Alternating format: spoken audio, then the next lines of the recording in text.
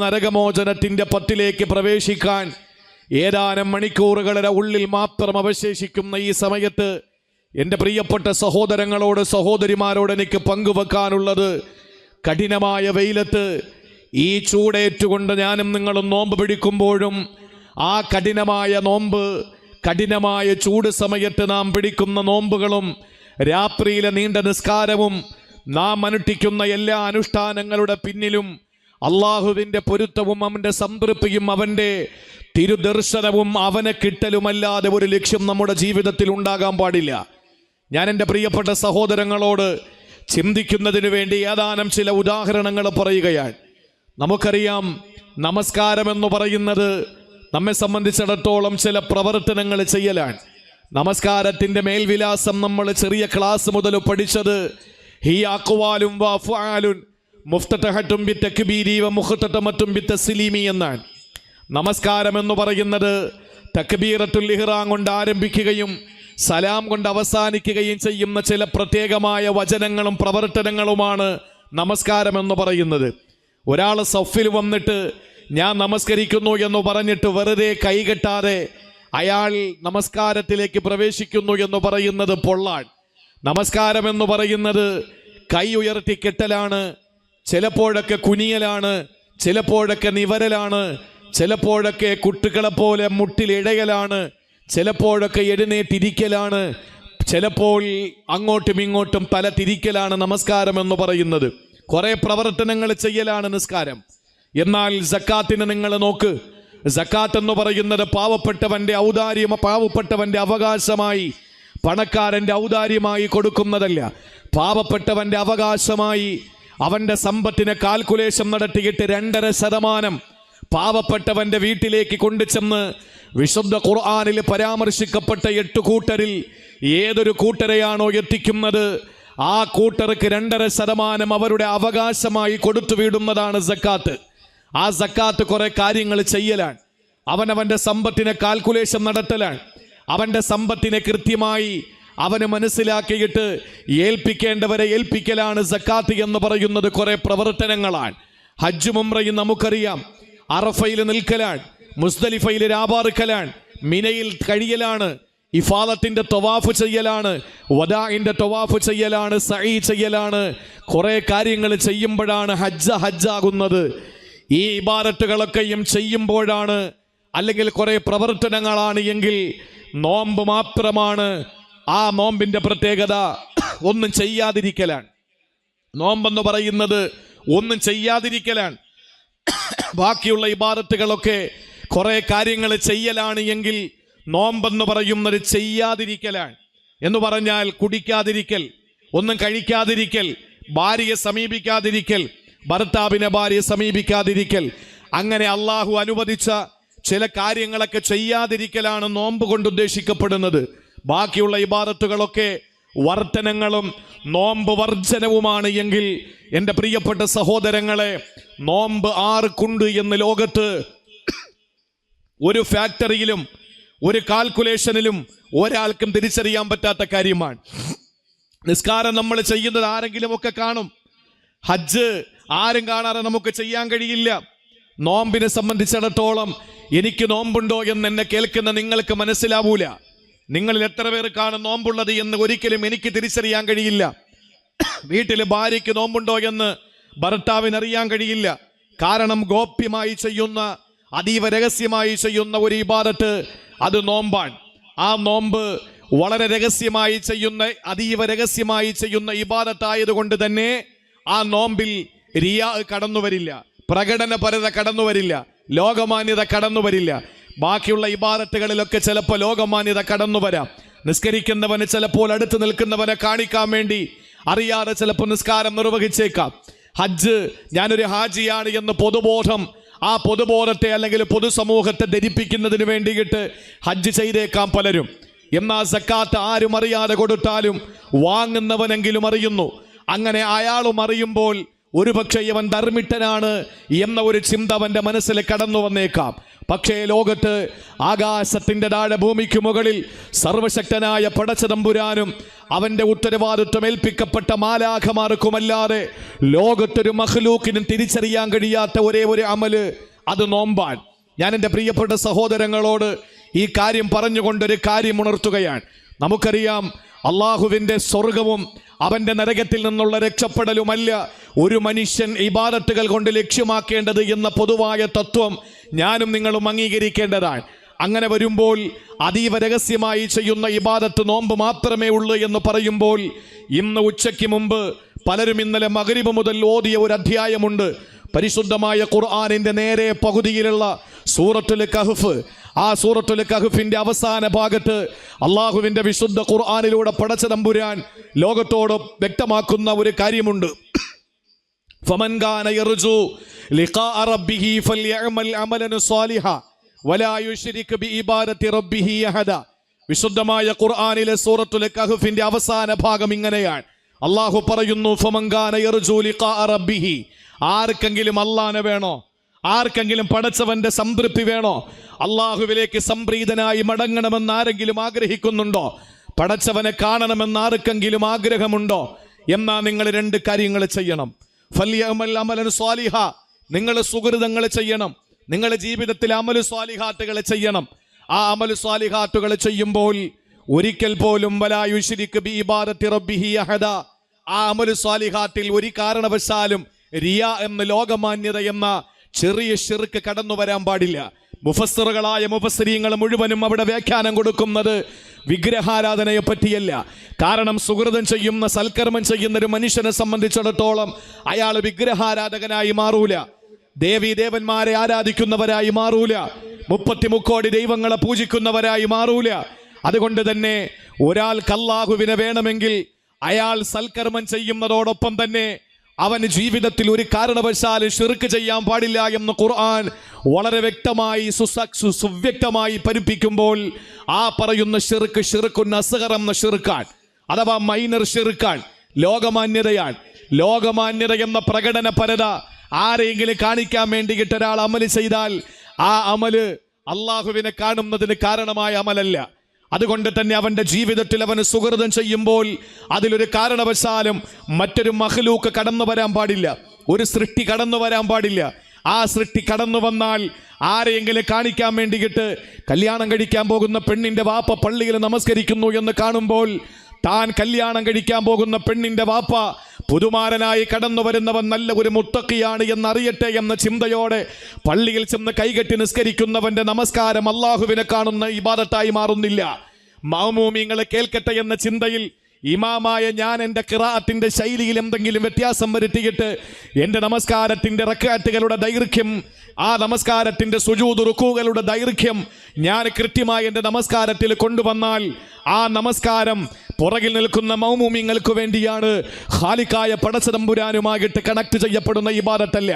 അതുകൊണ്ട് തന്നെ ഒരു മനുഷ്യന്റെ ഇബാദത്തിലൂടെ പടച്ചവനെ കിട്ടണമെന്ന് ആഗ്രഹിക്കുന്ന ആളുകൾ ഒരു കാരണവശാലും അവന്റെ ഇബാദത്തിൽ ലോകമാന്യത കടന്നു വരാൻ പാടില്ല. നമസ്കാരത്തിൽ ലോകമാന്യത കടന്നു വരും, സക്കാത്തിൽ ലോകമാന്യത കടന്നു വരും, ഹജ്ജിലും ഉംറയിലും ലോകമാന്യത കടന്നു വരും. ലോകമാന്യത എന്ന പ്രകടന പരത എന്ന റിയാ കടന്നു വരാത്ത ഒരേ ഒരു ഇബാദത്ത് പ്രപഞ്ചത്തിൽ അല്ലാഹു തആല സംവിധാനിച്ചിട്ടുണ്ടെങ്കിൽ അത് നോമ്പാണ്. എന്തുകൊണ്ടെന്ന് ചോദിച്ചാൽ ആ നോമ്പ് കുറെ കാര്യങ്ങൾ ചെയ്യാതിരിക്കലാണ്. നമസ്കാരം പോലെ, ഹജ്ജ് പോലെ, ഉംറ പോലെ, സക്കാത്ത് പോലെ എന്തെങ്കിലും ചെയ്യലല്ല എന്നുള്ളത് കൊണ്ടാണ്. ഞാൻ ഇത്രയും പറഞ്ഞിട്ട് എൻ്റെ പ്രിയപ്പെട്ട സഹോദരങ്ങളോട് പറയുകയാണ്, എല്ലാവരും നോമ്പ് തുറക്കാനുള്ള മാനസിക ശാരീരികമായ വ്യഗ്രതയിലാണ്. ആ ശാരീരിക മാനസിക വ്യഗ്രതയിൽ പരിശുദ്ധമായ റമളാൻ മാസത്തിന്റെ 2ാമത്തെ 10 വിട പറയുന്ന അനുഗ്രഹീതമായ ഈ വെള്ളിയാഴ്ചയുടെ അസർ കഴിഞ്ഞുള്ള മുബാറക്കായ സമയത്ത്, അതേ ആദം നബി അലൈഹിസ്സലാമിനെ സൃഷ്ടിക്കാൻ അല്ലാഹു തെരഞ്ഞെടുത്തത് വെള്ളിയാഴ്ച അസറിന് ശേഷമാണ്. ആ മുബാറക്കായ സമയത്ത് മഗ്രിബ് നമസ്കാരത്തിലേക്ക്, അതല്ലെങ്കിൽ ഇഫ്താറിലേക്ക്, റമളാൻ മാസത്തിന്റെ 3ാമത്തെ 10ന്റെ ആദ്യത്തെ രാത്രിയിലേക്ക് കാലെടുത്തു വെക്കാനിരിക്കുമ്പോൾ പ്രിയപ്പെട്ട സഹോദരങ്ങളെ, ഞാനും നിങ്ങളും മനസ്സിലാക്കുക, നമ്മുടെ ഈ നോമ്പ് കൊണ്ടുണ്ടാകുന്ന ചൈതന്യം. അള്ളാഹുവിന്റെ ഹബീബ് പറഞ്ഞു, നോമ്പുകാരന് 2 സന്തോഷമുണ്ട്. ഒരു സന്തോഷം നോമ്പ് പിടിക്കുന്ന MLA-മാർക്കും മന്ത്രിമാർക്കും MP-മാർക്കും അമുസ്ലിമീങ്ങൾക്കും ലോകത്ത് പട്ടിണി കിടക്കുന്ന എല്ലാവർക്കും കിട്ടുന്ന സഹജമായ ഒരു സന്തോഷമാണ്. അത് നോമ്പ് തുറക്കുമ്പോൾ ഉള്ള സന്തോഷമാണ്. നമ്മുടെയൊക്കെ വീട്ടിലെ മക്കള് മഗ്രിബിന്റെ സമയമാകുമ്പോൾ പാത്രത്തിൽ നിന്നെടുത്ത് അപ്പുറത്തെ പാത്രത്തിൽ വെക്കും, ജ്യൂസ് എടുത്ത് അടുത്ത ഗ്ലാസ്സിൽ ഒഴിക്കും, ഈത്തപ്പഴെടുത്ത് ആപ്പിൾ ഇരിക്കുന്ന പാത്രത്തിൽ വെക്കും, ആപ്പിൾ എടുത്ത് മുന്തിരി ഇരിക്കുന്ന പാത്രത്തിൽ വെക്കും. ഇതൊക്കെ സഹജമായ ഒരു സ്വഭാവമാണ്, ഇതൊക്കെ മനുഷ്യ സഹജമായ ഒരു സന്തോഷമാണ് എന്ന് ആദരവായ പ്രവാചകൻ നബി മുഹമ്മദ് മുസ്തഫ. എന്നാൽ ഏറ്റവും വലിയ സന്തോഷം നമുക്കിനി നേടിടാനുള്ളത് ആ സന്തോഷം ഇവിടെ വെച്ചല്ല. അത് പുത്തനുടുപ്പ് ധരിച്ചുകൊണ്ട് പരിശുദ്ധമായ പെരുന്നാൾ നമസ്കാരത്തിന് വേണ്ടി പള്ളിയിലേക്ക് പോകുമ്പോഴല്ല, മറിച്ച് 27 രാവിനും ലൈലത്തുൽ ഖദർ പ്രതീക്ഷിക്കപ്പെടുന്ന അവസാനത്തെ 10 ഒറ്റയായ രാത്രികളിൽ ഒന്നുമല്ല നാം ഓരോരുത്തരും രണ്ടാമത്തെ സന്തോഷം അനുഭവിക്കുന്നത്. ആ സന്തോഷം അല്ലാഹുവിന്റെ ഹബീബ് പറഞ്ഞു, ഇല്ലാഹി തആല, ഈ നോമ്പുകാരന് അല്ലാഹു തആല നോമ്പിന് പകരമായി കൊടുക്കുന്ന പടച്ചവന്റെ ദർശനം എന്ന ലിഖാഇന്റെ സന്ദർഭത്തിലാണ്. പ്രിയപ്പെട്ട സഹോദരങ്ങളെ, എന്താ നിസ്കാരത്തിന് അല്ലാഹു മഹത്വം പറഞ്ഞത്? ഒരു നമസ്കാരം, അസ്ർ നിസ്കാരം കഴിഞ്ഞു, നിങ്ങളും കഴിഞ്ഞു, മഗ്രിബ് നിസ്കാരത്തിലേക്ക് ഞാൻ പ്രവേശിച്ചാൽ അസ്ർ മുതൽ മഗ്രിബ് വരെയുള്ള എൻ്റെ എല്ലാ ചെറിയ പാപങ്ങളും അത് കാരണമായി അല്ലാഹു തആല പൊറുക്കുകയാണ്. മഗ്രിബ് നിസ്കാരം കഴിഞ്ഞ് ഇശാ നിസ്കാരത്തിലേക്ക് ഞാൻ പ്രവേശിക്കുമ്പോൾ മഗ്രിബ് മുതൽ ഇശാ നിസ്കാരം വരെയുള്ള എല്ലാ ചെറിയ പാപങ്ങളെയും അല്ലാഹു പൊറുക്കുകയാണ്. എന്നാൽ ഈ ചെറിയ പാപങ്ങളെ പൊറുക്കുക എന്നുള്ള പ്രക്രിയയാണ് നിസ്കാരത്തിലൂടെ അല്ലാഹു തആല സംവിധാനിച്ചിട്ടുള്ളതെങ്കിൽ ഹജ്ജിലൂടെ എന്താണ് കിട്ടുക? ഖറജ മിൻ ദുനൂബിഹി കയൗമി വലദതുഹു ഉമ്മുഹു. ഉമ്മ പ്രസവിച്ച പാപസുരക്ഷിതത്വം പേറി പരിശുദ്ധമായ കരിങ്കൽ ഭിത്തി കൊണ്ട് നിർമ്മിക്കപ്പെട്ട കറുത്ത സുന്ദരിയായ കഅബാലയത്തോട് വിട പറഞ്ഞിട്ട് നാട്ടിലേക്ക് വരുന്ന ഒരു ഹാജി, അവൻ ഉമ്മ പ്രസവിച്ച ദിവസത്തിൽ ലേബർ റൂമിൽ നിന്ന് പുറത്തേക്ക് വരുന്ന പാപസുരക്ഷിതത്വം ഉള്ളവനായിട്ട് വരുമെന്നാണ്. അതേസമയം ഒരു സക്കാത്ത് കൊടുക്കുന്നവനെ സംബന്ധിച്ചിടത്തോളം എന്താണ് അവന് കിട്ടുന്നത്? അവന്റെ 2.5%, 1 ലക്ഷം രൂപയിൽ 2500 രൂപ പാവപ്പെട്ടവനെ കണ്ടെത്തി കൊടുത്താൽ ബാക്കിയുള്ള സമ്പത്ത് വളരുക മാത്രമല്ല, ആ സമ്പത്ത് പരിശുദ്ധമാകുമെന്ന് മഹാനായ നബി സല്ലല്ലാഹു അലൈഹി വസല്ലമ തങ്ങൾ പഠിപ്പിച്ചു. എന്നാൽ പ്രിയപ്പെട്ട സഹോദരങ്ങളെ, നിസ്കാരത്തിനും ഹജ്ജിനും ഉംറയ്ക്കും സക്കാത്തിനുമൊക്കെ അല്ലാഹു തആല പറഞ്ഞ പ്രതിഫലം, നബി തങ്ങൾ വാഗ്ദാനം ചെയ്ത പ്രതിഫലം ഇങ്ങനെയുള്ള പ്രതിഫലങ്ങളാണ് എങ്കിൽ അള്ളാഹുവിന്റെ ഹബീബ് സല്ലല്ലാഹു അലൈഹി വസല്ലമ തങ്ങളോട്, ആരംഭപ്പൂവായ പ്രവാചകനോട് അല്ലാഹു തആല പറഞ്ഞത്, നോമ്പിന്റെ പ്രതിഫലം നിങ്ങൾ വിശദീകരിക്കുമ്പോൾ ഒരക്ഷരം നിങ്ങൾ പറയരുത് നബിയെ, കാരണം ഫഇന്നഹു ലീ, ആ നോമ്പ് എനിക്ക് വേണ്ടി അവൻ പിടിച്ചതാണ്, ഞാൻ എന്നെ അവൻ അങ്ങ് കൊടുക്കുകയാണ്. എൻ്റെ പ്രിയപ്പെട്ട സഹോദരങ്ങളെ, ഇബാദത്തിലൂടെ പടച്ചവനെ കിട്ടുമെന്ന് വിശുദ്ധമായ ഹദീസിലൂടെ പഠിപ്പിച്ച ഒരു ഇബാദത്ത് നോമ്പാണ്. ആ നോമ്പിലൂടെ അള്ളാഹു അവനെ നമുക്ക് തരികയാണ്. വിശുദ്ധ ഖുർആൻ പറഞ്ഞു, ആർക്കെങ്കിലും അള്ളാഹനെ വേണമെങ്കിൽ അവൻ ഇബാദത്ത് ചെയ്യുകയും ആ ഇബാദത്തിൽ ഒരു കാരണവശാലും മറ്റൊരു മഖ്ലൂക്കിനെ കടത്തിക്കൊണ്ടുവരാതിരിക്കണമെന്ന് പറഞ്ഞു. അങ്ങനെ കടത്തിക്കൊണ്ടുവരാതിരിക്കുന്ന ഒരേ ഒരു ഇബാദത്ത് നിസ്കാരമല്ല, ഹജ്ജല്ല, സക്കാത്തല്ല, അത് പരിശുദ്ധമായ നോമ്പാണ്. ആ നോമ്പ് അത്രയും ഇഖ്ലാസോടുകൂടി, ലോകമാന്യതയില്ലാതെ, ലോകത്തെ അടുത്തു കിടക്കുന്ന പ്രിയപ്പെട്ട ഭാര്യ പോലും അറിയാതെ അള്ളാഹുവിന് വേണ്ടി മാത്രം നമ്മൾ പിടിച്ചുവിടുന്നത് പരിശുദ്ധമായ നോമ്പാണ്. ആ നോമ്പ് എന്ന് പറയുന്ന പുണ്യമായ ഇബാദത്ത് നമുക്ക് ചെയ്യുമ്പോൾ എൻ്റെ പ്രിയപ്പെട്ട സഹോദരങ്ങളെ, നമ്മൾ അള്ളാഹുവിലേക്ക് അത്രയും അങ്ങ് ലയിച്ചു ചേരുകയാണ്. ഒരു കാര്യം കൂടി ഞാൻ പറയുകയാണ്, സ്വർഗം ആഗ്രഹിച്ചുകൊണ്ട് ആരും നോമ്പ് പിടിക്കണ്ട എന്ന് ഞാൻ പറഞ്ഞത് ബോധപൂർവമാണ്. നരകത്തിൽ നിന്ന് രക്ഷപ്പെടാൻ വേണ്ടി ഒരാളും ഈട്ടിക്കാഫിരിക്കണ്ട എന്ന് പറയുന്നത് ബോധപൂർവമാണ്. എന്തുകൊണ്ടാണ്? നിങ്ങൾ ചിന്തിച്ചാൽ നിങ്ങൾക്ക് മനസ്സിലാകും. സ്വർഗം ആഗ്രഹിച്ചുകൊണ്ട് ഒരാൾ നിസ്കരിക്കുന്നു എന്നിരിക്കട്ടെ, അവിടെ റിയാ വന്നില്ലേ? ഒരു സൃഷ്ടിയോട് തന്റെ ഇബാദത്തിനെ കണക്ട് ചെയ്തില്ലേ? അള്ളാഹുവിന്റെ സ്വർഗം എന്നൊരു സൃഷ്ടിയല്ലേ? അള്ളാന്റെ നരകം എന്നൊരു സൃഷ്ടിയല്ലേ? ആ സൃഷ്ടിയായ സ്വർഗത്തെ ആഗ്രഹിച്ചുകൊണ്ട് ഒരാൾ ഇബാദത്തെടുത്താൽ അവിടെ അല്ലാത്ത ഖാലിക്കായ പടച്ചവനല്ലാത്ത ഒരു മഖ്ലൂക്ക് അവന്റെ ഇബാദത്തിൽ കണക്ട് ആയില്ലേ? അതുകൊണ്ടാണ് നിസ്കാരത്തിന്റെ നിയ്യത്ത് വെക്കുന്നത് എങ്ങനെയാണ്? ഉസല്ലി ഫർദൽ അസ്രി 4 റക്അത്തിന് മുതവജ്ജിഹൻ ഇലൽ ഖിബ്ലത്തി ലിൽ ജന്നത്തി എന്ന് ഇന്നേ വരെ ഏതെങ്കിലും ഒരാൾ നോമ്പിന് പരിശുദ്ധമായ നിസ്കാരത്തിന് നിയ്യത്ത് വെച്ചിട്ടുണ്ടോ? ഒരാളും വെച്ചിട്ടില്ല. എല്ലാവരും വെക്കുന്നത് എന്താണ്? ഉസല്ലി ഫർദൽ അസ്രി 4 റക്അത്തിന് മുതവജ്ജിഹൻ ഇലൽ ഖിബ്ലത്തി ലില്ലാഹി തആല എന്നാ വെക്കുന്നത്. എൻ്റെ ഈ അസ്ർ നിസ്കാരം എനിക്ക് സ്വർഗം വാങ്ങാനല്ല, നരകത്തിൽ നിന്ന് രക്ഷപ്പെടാനല്ല. ഈ അസ്ർ നിസ്കാരം കൊണ്ട് ഞാൻ ഉദ്ദേശിക്കുന്നത് എൻ്റെ പടച്ചവൻ എനിക്ക് കിട്ടലാണ്. ഇന്നലെ തറാവീഹ് നിസ്കാരം കഴിഞ്ഞ് വിത്ർ നിസ്കാരത്തിന്റെ ഇടയിൽ നമ്മൾ നിയ്യത്ത് വെച്ചു. ഇന്നത്തെ 20ാമത്തെ നോമ്പിന് നിയ്യത്ത് വെച്ചു. എന്താ നിയ്യത്ത് വെച്ചത് നിങ്ങൾ? നവൈതു സൗമ ഗദിൻ അൻ അദാഇ ഫർളി റമളാനി ഹാദിഹി സനതി ലിൽ ജന്നതി എന്നാരും വെച്ചിട്ടില്ല. എല്ലാവരും വെച്ചത് എങ്ങനെയാണ്? നവൈതു സൗമ ഗദിൻ അൻ അദാഇ ഫർളി റമളാനി ഹാദിഹി സനതി ലില്ലാഹി തആല. ഈ വ്രതശുദ്ധി കൊണ്ട്, ഈ ഉപവാസം കൊണ്ട് ഞാൻ ഉദ്ദേശിക്കുന്നത് പടച്ചവനെ എനിക്ക് നിന്നെ കിട്ടലാണ്, എനിക്ക് നിന്നെ കിട്ടലാണ്. തീരുന്നില്ല. പരിശുദ്ധമായ ഹജ്ജിന് ഉംറയ്ക്ക് ഇഹ്റാം കെട്ടുമ്പോ നവൈതുൽ ഉംറത വഅഹ്റംതു ബിഹാ ലില്ലാഹി തആല എന്നാ വെക്കുന്നത്. പള്ളിയിലേക്ക് കയറിയാൽ നവൈതുൽ ഇഅ്തികാഫ ഫീ ഹാദൽ മസ്ജിദി മാ ദുംതു ഫീഹി ലില്ലാഹി തആല എന്നാ പറയുന്നത്.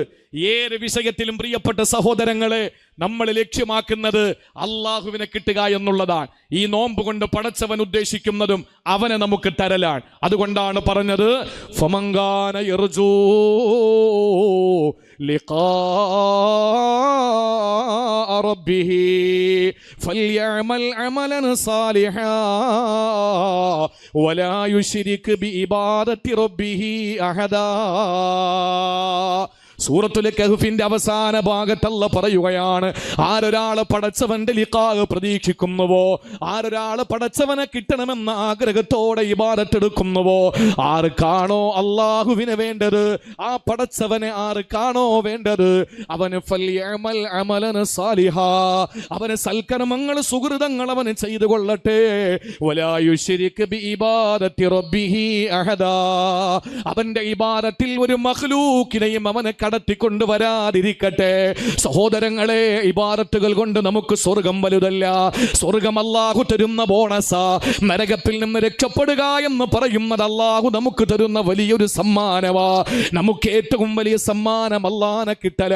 തസവ്വുഫിന്റെ ഉന്നതമായ മേഖലകളിൽ എത്തപ്പെട്ട മഹത്തുക്കളായ ഔലിയാക്കള്, അല്ലാഹുവിന്റെ ആരിഫീങ്ങളിൽ പലരും പറഞ്ഞതെന്തെന്നറിയോ?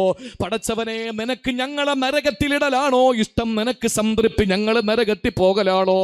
നരകത്തിന്റെ ഭീകരതയിലേക്ക് ഞങ്ങളെ വലിച്ചെറിയലാണോ നിനക്ക് ഇഷ്ടമെങ്കിൽ നീ നരകത്തിലേക്ക് വലിച്ചെറിഞ്ഞോ, ഞങ്ങളതിന് തയ്യാറാ.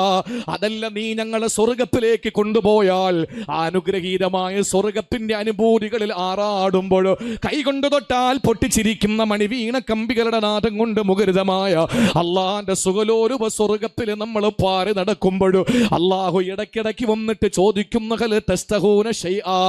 ഇനി എന്തെങ്കിലും നിങ്ങൾക്ക് വേണോ? റയ്യാൻ എന്ന കവാടത്തിലൂടെ സ്വർഗത്തിൽ വന്നവരെ, തസ്നീം കുടിച്ചവരെ, സൽസബീൽ കുടിച്ചവരെ, അള്ളാഹുവിന്റെ പാലാറിലും അതുപോലെ തന്നെ കള്ളാറിലും ആടുകയും പാടുകയും കുടിക്കുകയും കുളിക്കുകയും ചെയ്യുന്നവരെ അള്ളാഹു ചോദിക്കുന്ന ഹൽ തസ്തഹൂന ശൈആ, ഇനി നിങ്ങൾക്ക് എന്താ വേണ്ടത്? ആ സമയത്ത് ഞാനും നിങ്ങളും പടച്ചവനോട് ചോദിക്കും, റബ്ബേ ഇനി എന്ത് കിട്ടാനാ? അല്ല ചോദിക്കുന്നു, വേറൊന്നും നിങ്ങൾക്ക് വേണ്ടേ? അല്ലാഹുവേ, എന്താ ഞങ്ങൾക്കിനി കിട്ടാനെല്ലാം ഇവിടെ എല്ലാം സുലഭമല്ലേ? എല്ലാം ഞങ്ങളുടെ ആഗ്രഹത്തിനൊത്തു നീ തന്നല്ല പടച്ചവരെ. ആ സമയത്താണ് പ്രിയപ്പെട്ടവരെ അല്ലാഹു റബ്ബുൽ ഇസ്സത്ത് നമ്മുടെ മറയങ്ങ് മാറ്റുകയാ. ഏത് മറയാണ്?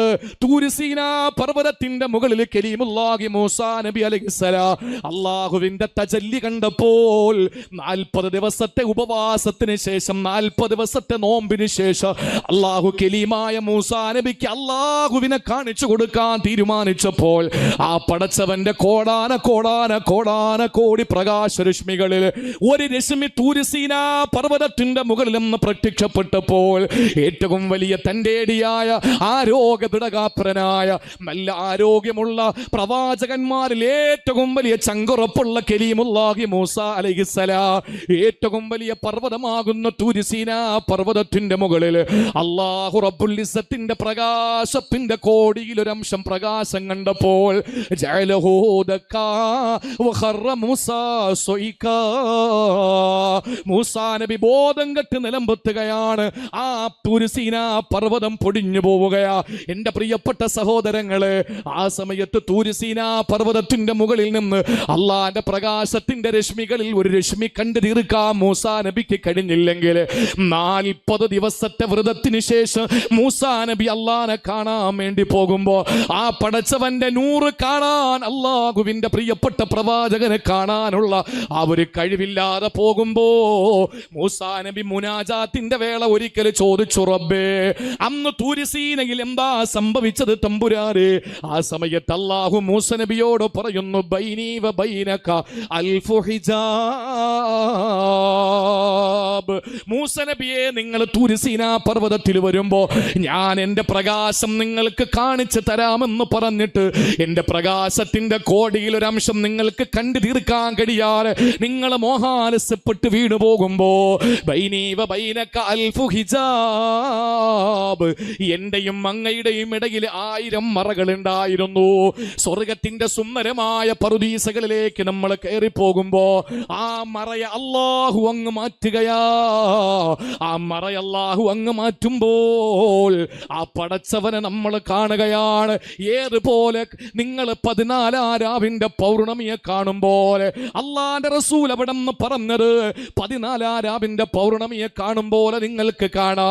അങ്ങനെ മുത്തു റസൂല് പഠിപ്പിച്ചതുപോലെ അള്ളാഹുവിനെ നഗ്ന നേത്രങ്ങൾ കൊണ്ട് പടച്ചവന്റെ മുന്നിൽ വെച്ച് കാണുകയാ. ആ കാണുന്നതിന് അള്ളാഹു വെച്ച ഒരു ഇബാദത്ത് ഉണ്ടെങ്കിൽ പ്രിയപ്പെട്ട സഹോദരങ്ങളെ, നമ്മൾ പിടിച്ച നോമ്പാൻ.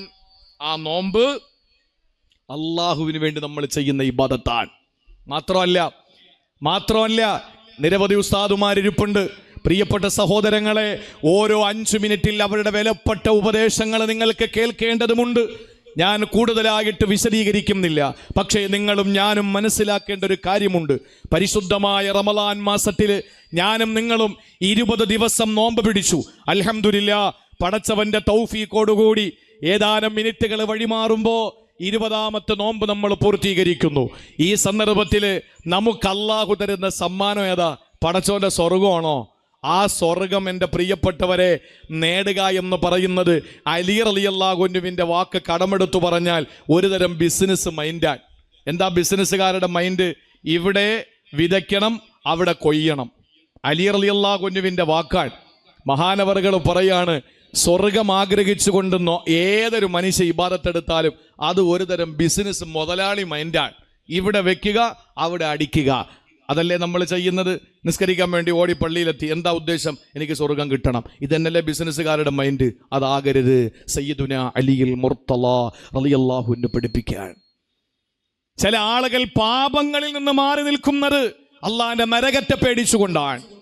മഹാനായ അലി തങ്ങൾ പറയുന്നു, ഇത് ഒരുതരം തൊഴിലാളികളുടെ മൈൻഡാണ്, സെർവന്റിന്റെ മൈൻഡാണ്. എന്താണെന്നറിയോ? കൃത്യസമയത്ത് മുതലാളിയുടെ ഓഫീസിൽ ഞാൻ എത്തിയില്ലെങ്കിൽ എനിക്ക് പണിഷ്മെന്റ് കിട്ടുമോ? എനിക്ക് ശമ്പളം കട്ട് ചെയ്യോ? അയാൾ എനിക്ക് അധിക പണി വല്ലതും തരുമോ? ഈ ഒരു പേടിയോടുകൂടി തെറ്റുകൾ ചെയ്യാതെ കൃത്യമായി CCTV ക്യാമറയുടെ നിരീക്ഷണത്തിലുള്ള ഒരു തൊഴിലാളിയെ പോലെ, ക്യാമറ ഇല്ലെങ്കിലും കടയിൽ വളരെ സുതാര്യമായി പണിയെടുക്കുന്ന ഒരു തൊഴിലാളിയുടെ മൈൻഡ് പോലെയാണ് ഈ പറഞ്ഞവരുടെ മൈൻഡ്. കാരണം ഇവിടെ എല്ലാം ഒഴിവാക്കുന്നത് എന്തിനു വേണ്ടി? എനിക്ക് അള്ളാന്റെ നരകത്തിനെ പേടിയാണ്. അതുകൊണ്ടാണ്. ഇതൊരു തരം തൊഴിലാളിയുടെ മൈൻഡാണ്. ഇത് രണ്ടും പാടില്ല. നമ്മൾ തൊഴിലാളിയാകണ്ട, മുതലാളിയാകണ്ട. നമ്മുടെ ലക്ഷ്യം അലി തങ്ങൾ പറഞ്ഞു അള്ളാനെ കിട്ടലാണ്. അതുകൊണ്ട് പ്രിയപ്പെട്ട സഹോദരങ്ങളെ, അവനെ നമുക്കങ്ങ് തരുകയാണ്. ചില ആളുകൾ പറയുമല്ലോ, എന്താ പറയുന്നത്? നമ്മൾ എന്തെങ്കിലും മിണ്ടിയാൽ ഒരക്ഷരം അയാൾ തിരിച്ചു പറയില്ല. അയാൾ തിരിച്ചൊരു വാക്ക് മിണ്ടുന്നില്ല, മൗനം അയാൾ അവലംബിക്കുകയാണ്. ചില ആളുകളോട് എന്തെങ്കിലും മിണ്ടിയാൽ അയാൾ തിരിച്ചൊന്നും പറഞ്ഞില്ലെങ്കിൽ നമുക്ക് ഏറ്റവും വലിയ സങ്കടമാണ്, അല്ലേ? ഏറ്റവും വലിയ ശിക്ഷ ഏതാണെന്നറിയോ? ഒരു മനുഷ്യന് കൊടുക്കാൻ പറ്റുന്ന ഏറ്റവും വലിയ ശിക്ഷ ഒരക്ഷരം മിണ്ടാതിരിക്കലാണ്. ഭാര്യ ഒരു കുരുത്തക്കേട് കാണിച്ചു, ഭർത്താവ് അത് പിടിച്ചു കയ്യോടെ. ഭാര്യ പ്രതീക്ഷിക്കുകയാണ് ഇനിയിപ്പോൾ എന്തെങ്കിലും ഒരു വലിയ സ്ഫോടനം നടക്കാൻ പോവുക. ഭർത്താവ് എന്താ ചെയ്യുന്നതെന്ന് പറയാൻ പറ്റൂല. ആ സമയത്ത് ഭർത്താവിൻ്റെ മുന്നിൽ എന്തൊക്കെയോ പ്രതീക്ഷിച്ചു കൊണ്ടുവന്നൊരു ഭാര്യ, ആ ഭാര്യ ഭർത്താവിൻ്റെ മുന്നിലേക്ക് വരുമ്പോൾ ഭർത്താവാകട്ടെ കമ്മ മിണ്ടുന്നില്ല, അയാൾ ഒരക്ഷരം മിണ്ടുന്നില്ല. ആ ഭാര്യയുടെ ടെൻഷൻ കൂടുകയാണ്. എന്തായിരിക്കും ഇയാളുടെ ഉദ്ദേശം? ഒരടി കിട്ടിയാൽ അതോടെ അങ്ങ് തീർന്നു, ഒന്ന് ചീത്ത പറഞ്ഞാൽ അതോടെ തീർന്നു. പക്ഷെ ഒന്നും മിണ്ടുന്നില്ല. ഇയാൾ എന്താണ് ഉദ്ദേശിക്കുന്നതെന്ന് അറിയാനും വയ്യ. ആ ഒരു നിലയിൽ ഒരു ഭാര്യയ്ക്ക് കൊടുക്കുന്ന ഏറ്റവും വലിയ ശിക്ഷ ഒരു വലിയ മൗനം അവലംബിക്കുകയാണ് എന്നുള്ളതാണ്. തടവിൽ കഴിയുന്ന ആളുകൾ നമുക്കറിയാം, കുറ്റാരോപിതരായി ജയിലുകളിൽ കഴിയുന്ന ആളുകൾക്ക് അതിനേക്കാൾ വേദന തടവ് ശിക്ഷ അനുഭവിക്കുന്നതിന് മുമ്പ് നിരപരാധിയാണോ അപരാധിയാണോ എന്നറിയാതെ ഒരു തടവിൽ കഴിയുന്ന പ്രത്യേക ഒരു സാഹചര്യം, വിചാരണ തടവുകാരനായി കഴിയുന്നൊരവസ്ഥ, അത് ഭയങ്കര ഭീകരമാണ്. അതുകൊണ്ടാണ് നരകാവകാശികൾ അള്ളാഹുവിനോട് പറയുമത്രേ, മാലിക്കെന്ന മലക്ക്, നരകത്തിൻ്റെ ഡ്യൂട്ടിയുള്ള മലക്ക് നരകത്തിൽ മിണ്ടൂല. ആ മലക്കിൻ്റെ വിശദീകരണം പറയുന്ന കിതാബുകളിൽ കാണാൻ കഴിയുന്ന മഹിഷറയിൽ നിന്നിട്ട് മനുഷ്യർ പറഞ്ഞു പോകുമെന്ന്, പടച്ചോനെ നീ നരകത്തിലെങ്കിലും ഞങ്ങളെ വലിച്ചെറി, അവിടെ ഞങ്ങൾ കിടന്നോളാം, എന്നാൽ ഇവിടെ നിന്ന് ഞങ്ങളൊന്ന് പറഞ്ഞു വിടണം. മഹിഷറയിലെ ഒരു ചാൻ മുകളിൽ കത്തിജ്വലിച്ച് നിൽക്കുന്ന അരുണന്റെ കിരണമേറ്റുകൊണ്ട് ചെമ്പുത്തറ താപം കൊണ്ട് വിസർജിച്ച് വറച്ചു നിൽക്കുമ്പോൾ ആര് സഹായിക്കാനില്ലാത്ത ആ ഭീകരമായ മഹിഷറ വൻസഭയിൽ ഞങ്ങളെ നരകത്തിലേക്കെങ്കിലും നീ ഒന്ന് വിട്ടുതാ, ഞങ്ങൾ അവിടെ കിടന്ന് അനുഭവിച്ചോളാം എന്ന് പറയുന്നൊരവസ്ഥ വരുമത്രേ.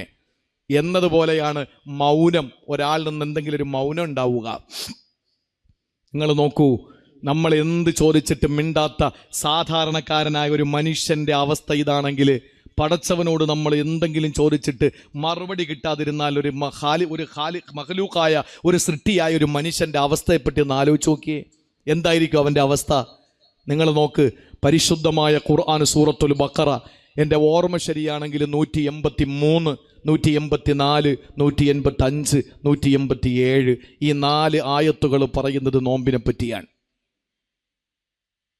183, 184, 185, 187 നോമ്പ്, റമളാൻ, ഖുർആന്റെ അവതരണം, രാത്രിയിൽ ഭാര്യമാരെ സമീപിക്കുന്നതിൻ്റെ വിശദീകരണം, അഥവാ അഖീദ, ഫിഖ്ഹ്, ഫളായില് എല്ലാം കൂടെ ചേർത്ത് 4 ആയത്തുകളിലായി അള്ളാഹുവിൻ്റെ വിശുദ്ധമായ ഖുർആനിലെ പടച്ചതമ്പുരാൻ റമളാനിനെ പറ്റി വിശദീകരിക്കുമ്പോൾ 183 റമളാൻ, 184 റമളാൻ, 185 റമളാൻ, 187 റമളാൻ, ഇതിനിടയിൽ ഒരായത്ത് വിട്ടു 186 പ്രത്യക്ഷത്തിൽ നമ്മൾ നോക്കുമ്പോൾ ചിന്തിക്കൂ, ഇത് റമളാന്റെ കാര്യമല്ലല്ലോ പറഞ്ഞിട്ടുള്ളത്. അല്ല, റമളാന്റെ കാര്യം തന്നെയാണ് അതിൽ അല്ലാഹു പറയുന്നത്. ആ 186 നോമ്പിനെ പറ്റി അല്ലെന്നേ ഉള്ളൂ, റമളാനിന്റെ മഹത്വത്തെ പറ്റി അല്ലെന്നേ ഉള്ളൂ. പിന്നെയോ ആ 186 ആയത്ത് അല്ലാഹു പറയുന്നത്, അത് കഴിഞ്ഞ് 187 റമളാനിനെ പറ്റിയാണ്. അതിനു മുമ്പുള്ള 3 ആയത്തുകളും റമളാനിനെ പറ്റിയാണ്. അല്ല, 186 റമളാനിനെ പറ്റിയാണ്. പക്ഷേ റമളാൻ എന്ന പ്രത്യക്ഷത്തിൽ നമുക്ക് വായിച്ചെടുക്കാൻ കഴിയില്ല. എന്തുകൊണ്ടാണെന്നറിയോ? റമളാനിന്റെ നോമ്പിലൂടെ അല്ലാഹു നമുക്ക് തരുന്ന ഒരു വലിയ സമ്മാനത്തെ പറ്റിയാണ് അതിനകത്ത് പറയുന്നത്. വഇദാ സഅലക ഇബാദി അന്നി ഫഇന്നി ഖരീബുൻ നുജീബു ദഅവത ദാഇ ഇദാ ദഅാൻ ഫൽയസ്തജീബൂ ലീ വൽയുമിനൂ ബി ലഅല്ലഹും യർഷുദൂൻ. ഇതാണ് 186 അല്ലാഹു പറയുന്നത്.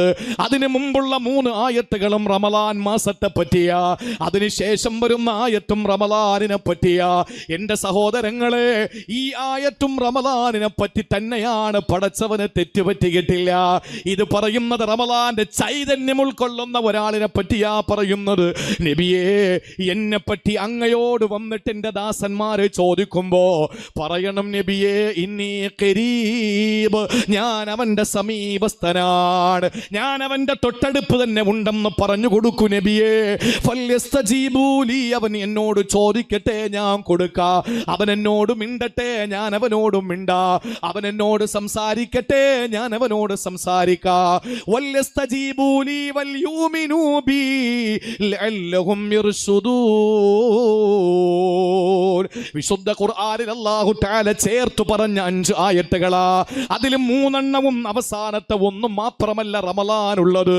അതിൻ്റെ ഇടയ്ക്ക് അല്ലാഹുവിന് അബദ്ധം പറ്റുകയില്ല. അല്ലാഹു അഹ്കമുൽ ഹാക്കിമീനാണ്, അവനാണ് സർവ്വലോക സംരക്ഷകൻ.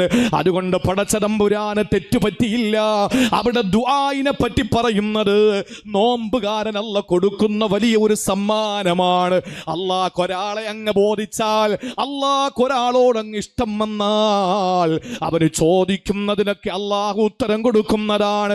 അവൻ മിണ്ടുമ്പോഴൊക്കെ അല്ലാഹു തിരിച്ചു മിണ്ടുന്നതാണ്. അതാണ് പ്രിയപ്പെട്ട സഹോദരങ്ങളെ, പടച്ചതമ്പുരാൻ ഒരു ദുആയിന്റെ ആയത്തിലൂടെ നോമ്പ് പിടിക്കുന്ന മനുഷ്യനുണ്ടാകുന്ന ചൈതന്യത്തെ പറ്റി അല്ല പറഞ്ഞത്. അതുകൊണ്ട് നമ്മൾ ചില്ലറക്കാരല്ല, നമ്മൾ ചെറിയ ആളുകളല്ല. ഒരു കാര്യം കൂടി ഞാൻ എൻ്റെ പ്രിയപ്പെട്ട സഹോദരങ്ങളോട് വൈകിയ വേളയിൽ ഉണർത്താൻ ഉദ്ദേശിക്കുകയാണ്. ഈ റമളാനിൽ പ്രസംഗിക്കുന്ന അത്ര സുഖമുള്ള കാര്യമല്ല. ഞാൻ പരമാവധി അങ്ങ് അറ്റത്തെ രീതിയിൽ പ്രസംഗിക്കാൻ, ഉസ്താദുമാർക്കൊക്കെ അറിയാം, ഏറ്റവും വലിയ ഒരു പ്രയാസം എന്ന് പറയുന്നത് പ്രവാചകന്മാരെക്കാൾ മുദരിസുമാർക്കാണ്. കാരണം പ്രഭാഷകന്മാർക്ക് 2 മണിക്കൂർ അല്ലെങ്കിൽ 1 മണിക്കൂർ പ്രസംഗിച്ചിട്ട് പോയാൽ മതി. അഡ്ജസ്റ്റ് ചെയ്ത് പ്രസംഗിച്ച മൈക്ക് ശരിയാണെങ്കിൽ കൃത്യമായി ജനങ്ങൾക്ക് എത്തും. പക്ഷെ രാവിലെ മുതൽ വൈകുന്നേരം വരെ ദർസ് എടുക്കുന്ന ഉസ്താദുമാരുണ്ട്, മുദരിസുമാരുണ്ട്. അവരുടെ കാര്യം വല്ലാത്ത കഷ്ടമാണ്. ഇത് വെറുതെ പറയുന്നതല്ല. ഈ റമളാൻ മാസത്തിൽ സാധാരണ ഞാൻ എങ്ങും പ്രസംഗിക്കാൻ പോകാത്തതാണ്. പക്ഷേ ബഹുമാനപ്പെട്ട അബ്ദുൽ ലത്തീഫ് സാഹിബ് നമ്മുടെ പ്രിയപ്പെട്ട സ്നേഹിതനാണ്, നിങ്ങളുടെ നാട്ടുകാരനാണ്. അവരെ സമീപിക്കുകയും അദ്ദേഹവുമായി ബന്ധപ്പെട്ട് ഈ ICSന്റെ പ്രവർത്തകർ എന്നെ ക്ഷണിക്കുകയും ചെയ്തപ്പോൾ പിന്നെ റമളാൻ മാസത്തിൽ ഒരു സന്തോഷത്തിൻ്റെ ഒരു നിമിഷം കൂടിയാണല്ലോ. ഇത്രയും പേരുടെ ദുആക്ക് വസിയത്ത് ചെയ്തു പോയാൽ എനിക്കൊരു ദുആയും കിട്ടും. അതുകൊണ്ട് അൽഹംദുലില്ലാ പടച്ചതമ്പുരാൻ്റെ തൗഫീഖ് കൊണ്ട് പ്രസംഗിക്കാൻ വേണ്ടി വന്നതാ. ഞാൻ എൻ്റെ പ്രിയപ്പെട്ടവരോട് പറയുന്നു, ഒരു കാര്യം നമ്മൾ തിരിച്ചറിയണം. നമ്മൾ ഈ നോമ്പ് പിടിക്കാന്ന് പറഞ്ഞാൽ ചെറിയ കാര്യമല്ല. നിങ്ങളൊന്ന് ആലോചിച്ച് നോക്കിയേ, ഒരു മനുഷ്യന് ഏറ്റവും കൂടുതൽ വിശപ്പുണ്ടാകുന്ന എപ്പോഴാണ് വിശപ്പുണ്ടാകുന്നത്? ഉച്ചക്കല്ലേ വിശപ്പുണ്ടാകുന്നത്? ദാഹം ഉണ്ടാകുന്നത് ഉച്ചക്കല്ലേ? അള്ളാഹു അനുവദിച്ച ഭക്ഷണം നമ്മുടെ വീട്ടിലുമുണ്ട്. യാതൊരു നിലയിലും ഒരു മദ്ഹബിന്റെ അടിസ്ഥാനത്തിലും ഒരു ഇമാമിങ്ങളും ഒരു ചെറിയ പണ്ഡിതനാകട്ടെ വലിയ പണ്ഡിതനാകട്ടെ ഹറാമാണെന്ന് പറയാത്ത സുഭിക്ഷമായ ഭക്ഷണം വീട്ടിൽ ഡൈനിങ് ടേബിളിന്റെ പുറത്തിരിപ്പുണ്ട്, ഫ്രിഡ്ജിലിരിപ്പുണ്ട്, അടുക്കളയിലിരിപ്പുണ്ട്. ഉച്ചക്കാണെങ്കിലോ നല്ല വിശപ്പുമുണ്ട്, ദാഹമുണ്ട്. അപ്പോൾ അള്ളാഹു പറഞ്ഞു, ഇപ്പൊ നീ തിന്നരുത്, ഇപ്പൊ നീ തിന്നണ്ട. അപ്പൊ ചോദിച്ചു, എപ്പോഴും തിന്നണം പടച്ചോനെ? എപ്പോഴാ തിന്നാൻ പറഞ്ഞത് നമ്മളോട്? സുന്നത്തായ ഒരു ഭക്ഷണം എപ്പോഴാ? സഹറിന്റെ സമയം. എങ്ങനാ വീട്ടിൽ നിന്ന് ബെഡ്റൂമിൽ നിന്ന് കിച്ചണിൽ പോകുന്നത്? ഓപ്പറേഷൻ തിയേറ്ററിലേക്ക് രോഗിയെ അനസ്തേഷ്യ കൊടുത്തുകൊണ്ട് പോകുന്ന പോലെയാണ് നമ്മൾ പലരും ബെഡ്റൂമിൽ നിന്ന് കിച്ചണിലേക്ക് ഭാര്യ വിളിക്കുമ്പോൾ പോകുന്നത്. കാരണം ഒരു സ്വബോധവും നമുക്കുണ്ടാവില്ല. ഉറങ്ങിക്കിടക്കുന്ന നമ്മൾ ഒരു പാതി മയക്കത്തിൽ നേരെ അടുക്കളയിൽ ചെന്നിരുന്നിട്ട് അപ്പോഴും നമ്മൾ ഒന്നും ആഗ്രഹിക്കൂല കഴിക്കാൻ, പക്ഷെ നമ്മൾ കഴിക്കും. എന്തുകൊണ്ട്? അള്ള പറഞ്ഞു, നട്ടുച്ച നേരത്ത് വിശക്കുമ്പോൾ നീ തിന്നരുത്. വിശപ്പില്ലാത്ത പാതിരാത്രി നിന്റെ നല്ല ഉറക്കത്തിൻ്റെ സമയത്ത് എഴുന്നേറ്റിരുന്ന് തിന്നടാന്ന് പറഞ്ഞപ്പോൾ നമ്മൾ കേട്ടവരാണ്. ശരിയല്ലേ? ഇതിനപ്പുറം ഒരു അടിമ അള്ളാഹു റബ്ബുൽ ഇസ്സത്താകുന്ന ഉടമസ്ഥന് വേണ്ടി എന്താ ചെയ്യുക? നിസ്കാരത്തിൽ ഈ ചൈതന്യം കിട്ടുന്നുണ്ടോ? ഹജ്ജിൽ ഈ ചൈതന്യം കിട്ടുന്നുണ്ടോ? നിസ്കാരത്തിൽ നമുക്ക് ഓരോ ഇബാറത്തുകളെ നിങ്ങൾ പരിശോധിച്ച് നോക്ക്. പടച്ചോൻ പറഞ്ഞു, നീ ഉച്ച സമയത്ത് ഭക്ഷണം കഴിക്കണ്ട. മഹർ കൊടുത്ത് കെട്ടിക്കൊണ്ടുവന്ന ഹലാലായ ഭാര്യ, നിന്റെ പ്രിയപ്പെട്ട മക്കളുടെ പ്രിയപ്പെട്ട ഉമ്മ, നിന്റെ റൂമിനകത്ത് ബെഡ്റൂമിനകത്ത് സുരക്ഷിതയായി നിന്റെ കൈവെള്ളയിൽ നിനക്ക് യഥേഷ്ടം ഏത് രീതിയിലും നിന്റെ പ്രിയപ്പെട്ടവളോട് പെരുമാറാനുള്ള പെർമിഷൻ തന്ന അതേ അവസ്ഥയിൽ പടച്ചതമ്പുരാൻ നിന്റെ ഭാര്യയെ നിനക്ക് അനുവദിച്ചു തന്നപ്പോൾ അള്ളാഹു പറഞ്ഞു, വേണ്ട വേണ്ട, നീ നിന്റെ ഭാര്യ ഇപ്പൊ തുടരുത് എന്ന് പറഞ്ഞു. ആ അനുസരണയോടെ നമ്മളത് കേട്ടില്ലേ? ഇതിനപ്പുറം നമ്മൾ പടച്ചോന് നമ്മൾ എന്താ ചെയ്യുക? അള്ളാഹു മനസ്സിലാക്കാനുള്ള തൗഫീക്ക് നൽകി അനുഗ്രഹിക്കുമാറാവട്ടെ. ആദരണീയനായ പ്രിയപ്പെട്ട ഷെയ്ഖുന ഏരൂർ ഉസ്താദ്, അള്ളാഹു ആഫിയത്തുള്ള ദീർഘായുസ് കൊടുക്കട്ടെ. എൻ്റെ മാർഗദർശിയാൻ. എൻ്റെ എല്ലാ സങ്കടങ്ങളും വിഷമങ്ങളും പ്രയാസങ്ങളും നേരിടുമ്പോൾ ബഹുമാനപ്പെട്ടവരെ വിളിക്കാറുണ്ട്. ഞാൻ പറയാതെ എൻ്റെ വിഷമങ്ങളും മനസ്സിലാക്കി മുഖത്ത് നിന്ന് വായിച്ചെടുത്ത് എൻ്റെ വീട്ടിൽ വന്ന് പലപ്പോഴും എന്നെ സന്തോഷപ്പെടുത്തിയിട്ടുണ്ട്. അള്ളാഹു ആഫിയത്തുള്ള ദീർഘായുസ് കൊടുക്കട്ടെ. എല്ലാവരും ആ മഹാനായ ഷെയ്ഖുന ഉസ്താദ് അവർക്ക് വേണ്ടി ദുആരക്കണം.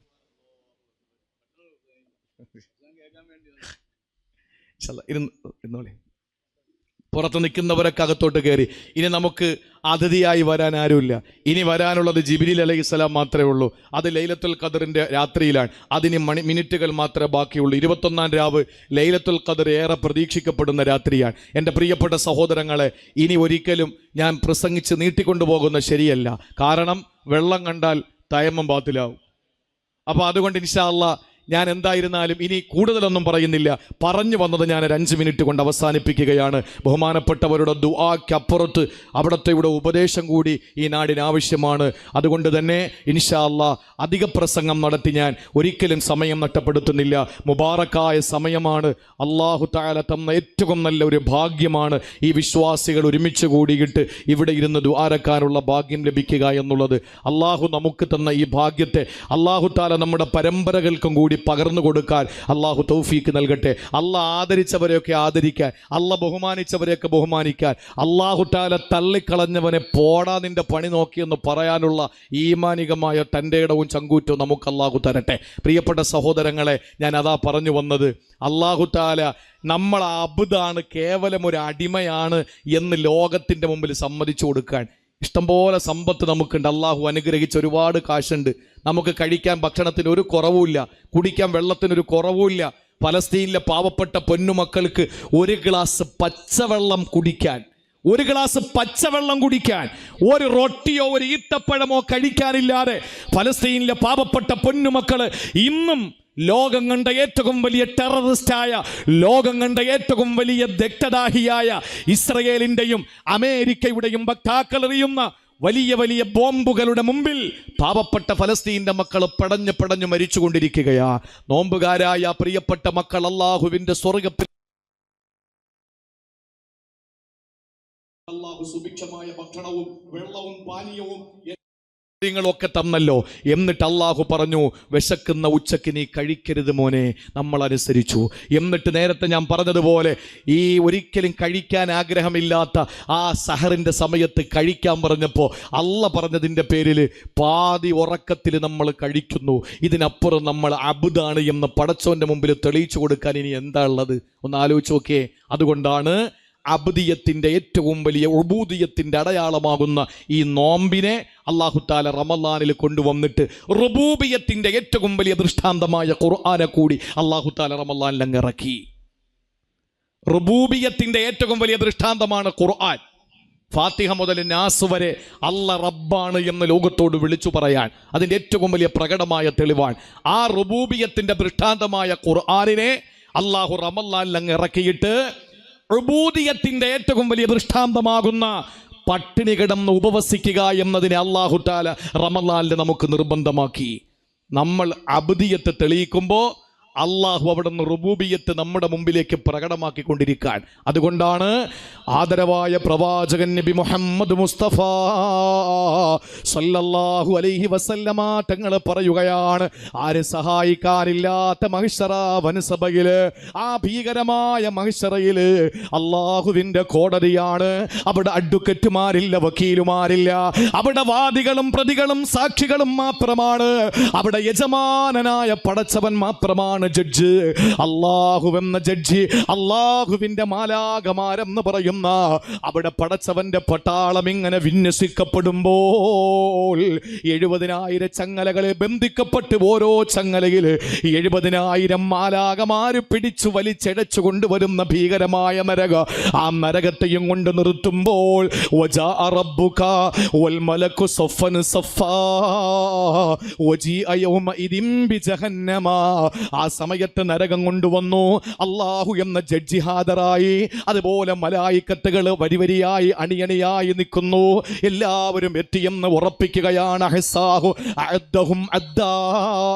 അള്ളാഹു എണ്ണമെടുക്കുകയാണ്. ഒരു മദ്രസയിൽ അധ്യാപകന്, സ്കൂളിൽ അധ്യാപകന് അവിടെ ഹാജർ വിളിക്കുന്നത് പോലെ വിളിക്കുമെന്നാണ്.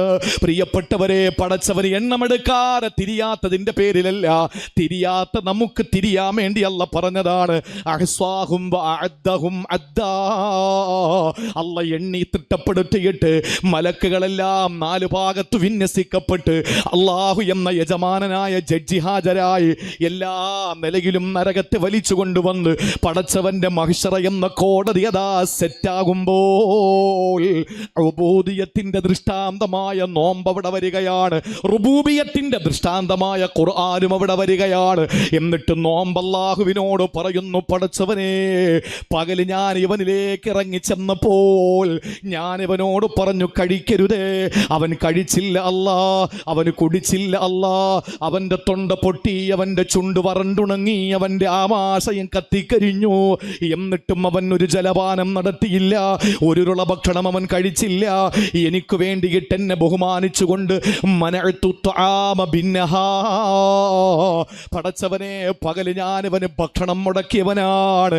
ആ ആ സമയത്ത് റുബൂബിയത്തിന്റെ ദൃഷ്ടാന്തമായ ഖുർആനും വരികയാണ്. അള്ളാഹുവിനോട് പറയുന്നു, പടച്ചവനെ, ഞാൻ ഇറങ്ങി ചെല്ലുമ്പോൾ രാത്രി അവന്റെ ഉറക്കം ഞാൻ തടഞ്ഞു വെച്ചിട്ട് അവനെ കൊണ്ട് ഓദിപ്പിച്ചു. ഇവന് 2, 3, 4 ഖത്തും തീർത്തു. ഈ നിലയിൽ അവന് റമളാനിനെ വരവേറ്റം നമസ്കാര നോമ്പ് അതുപോലെ പരിശുദ്ധമായ ഖുർആനും അള്ളാഹുവിനോട് പറയുമ്പോ സഹോദരങ്ങളെ, റുബൂബിയത്തിന്റെ ദൃഷ്ടാന്തമായ ഖുർആൻ, ഉബൂദിയത്തിന്റെ ദൃഷ്ടാന്തമായ നോമ്പിലൂടെ അള്ളാന്റെ സ്വർഗത്തിലേക്ക് ഞാനും നിങ്ങളും പോകുമ്പോ ഒരു നോമ്പുകാരൻ അള്ളാഹു വെച്ചിരിക്കുന്ന ഏറ്റവും വലിയ സന്തോഷമായ ലിഖാഉല്ലാഹ് എന്ന സന്തോഷത്തിലേക്ക് നമ്മൾ അങ്ങ് ചെല്ലുകയാണ്. ഒരു പ്രത്യേകമായ കവാടം തന്നെ തുറന്നിട്ടു. ഇവിടെ നോക്കണേ നിങ്ങൾ, ഈ പരിമിതമായ സ്ഥലത്ത് എല്ലാവരും വന്ന വഴിയിലൂടെയാണ് ആഷിഖുർ റസൂൽ മുഹയ്യിസുന്ന ശൈഖുനായ ഒരു ഉസ്താദ് വന്നത്. മഹാനവറുകൾക്ക് പ്രത്യേക കവാടമൊന്നും ഉണ്ടായിരുന്നില്ല. പക്ഷേ പടച്ചവന്റെ സ്വർഗത്തിൽ പോകുമ്പോ നിസ്കാരക്കാരും ഹജ്ജ് ചെയ്ത ഹാജിമാര്, പണ്ഡിതന്മാര്, ദാനധർമ്മിട്ടന്മാര്, അവര് പോകുന്ന വാതിലൂടെ എല്ലാ നോമ്പുകാരെ പ്രത്യേകമായി കൊണ്ടുപോകുന്ന വാതില്, ആ വാതിൽ അല്ലാഹു വെച്ച പേര് റയ്യാൻ എന്ന സ്വർഗ കവാടത്തിലൂടെ അള്ളാന്റെ സ്വർഗത്തിലേക്ക് കയറുമ്പോ അവനെ തന്നെ പടച്ചവൻ അവനെ തന്നെ അങ്ങ് കൊടുക്കുകയാണ്. ആ പടച്ചവനെ കിട്ടുക എന്ന ഇബാദത്തിന് വേണ്ടിയാണ് ഞാനും നിങ്ങളും ഇബാദത്തെടുക്കുന്ന നോമ്പെടുക്കുന്നതെങ്കിൽ സ്വർഗം ആഗ്രഹിച്ചുകൊണ്ട് നോമ്പ് വേണ്ട. കാരണം സ്വർഗം സൃഷ്ടിയാണ്. നമ്മുടെ നോമ്പിൽ ഒരു സൃഷ്ടി കടന്നു വരണ്ട. നരകത്തെ പേടിച്ചുകൊണ്ട് നോമ്പ് പിടിക്കണ്ട. കാരണം നരകം സൃഷ്ടിയാണ്. ആ നരകത്തെ അല്ലാഹു തആല സൃഷ്ടിച്ചിരിക്കുന്ന സൃഷ്ടിയാണ്. ആ സൃഷ്ടിയോട് നമ്മുടെ നോമ്പെന്ന ഇബാദത്ത് കണക്റ്റ് ആകണ്ട. നമ്മുടെ ഇബാദത്തുകൾ കണക്റ്റ് ആകേണ്ടത് സർവശക്തനായ പടച്ചവനോട് മാത്രമാണ്. അതുകൊണ്ട് നമ്മുടെ ഇബാദത്തുകൾ മുഴുവനും നിയ്യത്ത് വയ്ക്കുന്നത് ലില്ലാഹി തആല സ്വർഗത്തിന് വേണ്ടി, നരകത്തിൽ നിന്ന് രക്ഷപ്പെടാനെന്ന് ഒരു ഇബാദത്തിന് നിയ്യത്ത് വെക്കൂല. എല്ലാം ലില്ലാഹി തആല, ഞാൻ അള്ളാഹുവിന് വേണ്ടി, ഞാൻ അള്ളാഹ്ക്ക് വേണ്ടിയാണ് എന്ന് പറഞ്ഞിട്ട് പടച്ചവനെ ആഗ്രഹിച്ചുകൊണ്ട് പടച്ചവരിലേക്ക് ലയിച്ചു ചേരാൻ വേണ്ടി ഇരിക്കുമ്പോ സർവശക്തനായ പടച്ചതമ്പുരാൻ ഇവിടെ ഇരിക്കുന്ന മഹത്തുക്കളുടെ ബറക്കത്ത് കൊണ്ട്, സയ്യിദ്മാരുടെ ബറക്കത്ത് കൊണ്ട്, സാലിഹീങ്ങളുടെ ബറക്കത്ത് കൊണ്ട്, സായിമീങ്ങളുടെ ബറക്കത്ത് കൊണ്ട്, മുത്തഅല്ലിമീങ്ങളുടെ ബറക്കത്ത് കൊണ്ട്, ഈ സായാഹ്നത്തിന്റെ ബറക്കത്ത് കൊണ്ട്, ഈ പുണ്യമായ ഈ രാവിലേക്ക് അടുക്കാൻ പോകുന്നതിന്റെ ബറക്കത്ത് കൊണ്ട്, അല്ലാഹുവേ സർവശക്തനായ നാഥാ, നിന്നെ ഞങ്ങൾക്ക് തന്ന് ഞങ്ങളെ കൃതാർത്ഥരാക്കണേ തമ്പുരാനെ. അല്ലാഹുവേ, ഞങ്ങളുടെ നോമ്പിന് പകരം ഞങ്ങൾക്ക് നിന്നെ തരണേ തമ്പുരാനെ. പെടഞ്ഞു വീഴുന്ന പലസ്തീന്റെ മക്കൾക്ക് സമാധാനം പുനഃസംവിധാനിക്കണേ റബ്ബേ. രക്തദാഹികളായ, ലോകം കണ്ട ഏറ്റവും വലിയ വർഗീയവാദികളായ ആ ഇസ്രായേൽ ഭീകരന്മാരെ നശിപ്പിക്കണേ തമ്പുരാനെ. അല്ലാഹു ഈ ദുആ സ്വീകരിക്കട്ടെ.